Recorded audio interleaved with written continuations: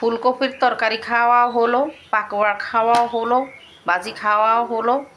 এখন ফুলকপির ভর্তা করব। আজকে ফুলকপি কেটে নিলাম, এখন ধুয়ে এগুলা সিদ্ধ করে নিব লবণ হলুদ দিয়ে।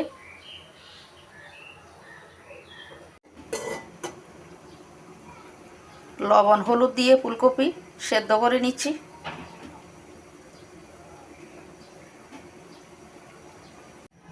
আলু সিদ্ধ করে নিচ্ছি।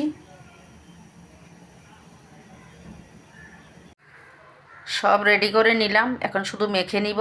লবণও নিয়ে নিলাম, পেঁয়াজ কাঁচামরিচ বেজে নিলাম, মরিচ 2 রকমের দিচ্ছি, এগুলো শুকনো মরিচ বেজে নিলাম, শুকনো মরিচও দিব কাঁচামরিচও দিব। তো এখন মেখে নিব সব।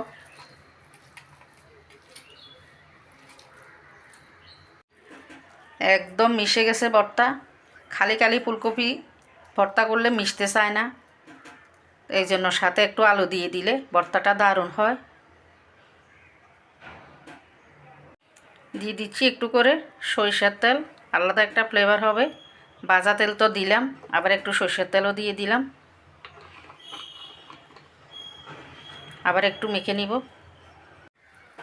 ধনেপাতা দিয়ে দিচ্ছি। রেডি হয়ে গেল ফুলকপি আলু ভর্তা।